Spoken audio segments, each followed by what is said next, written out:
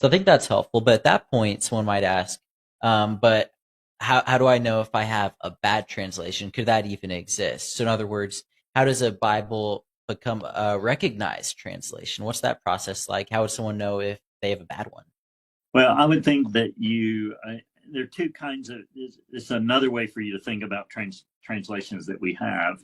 So there are committee translations. So Mm, there are translations that are made up of people who are biblical scholars. I tend to favor a translation that where you've got biblical scholars, translators who are working together to do translation.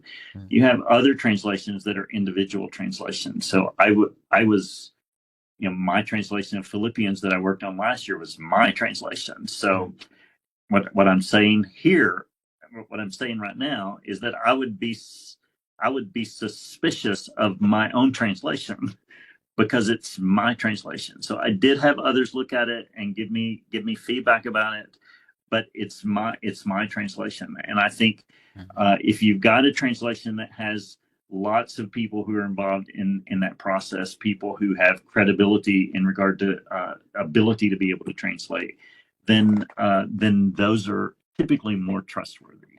So you Mm, might have um, uh, this is hypothetical. I'm not really thinking of anything specifically, but you might have a translation that comes out of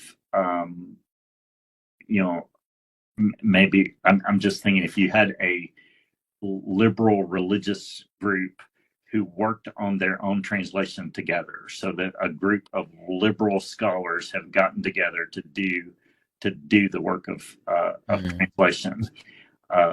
For example, if the the group that was called the Jesus Seminar, mm, if they were to do their translation of a translation of the New Testament, I would be suspicious of it because they have a liberal understanding of the Bible.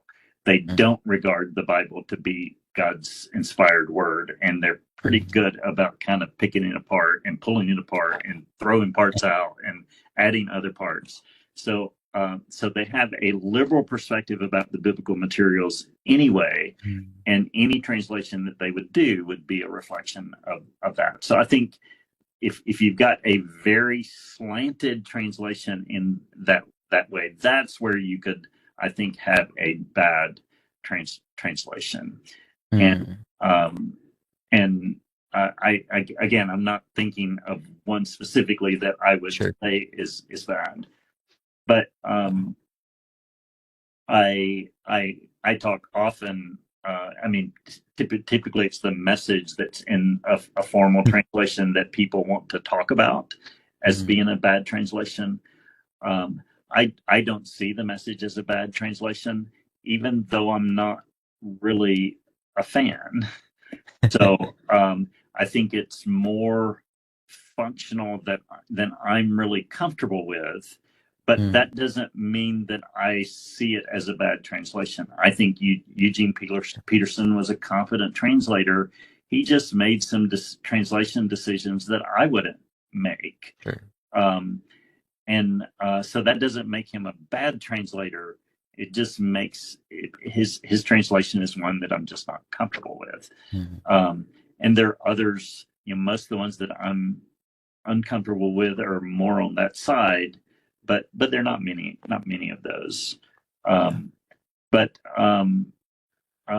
that's but I think that's what it is. If you see Mm. somebody who has a very slanted a slanted kind of translation, Mm. theologically, or maybe just perspective wise, Mhm. or that could be in several ways. Yeah. Um, Yeah, I think that's helpful, just knowing to look at the source, and that can help you figure out what kind of translation you have and how you should consider it.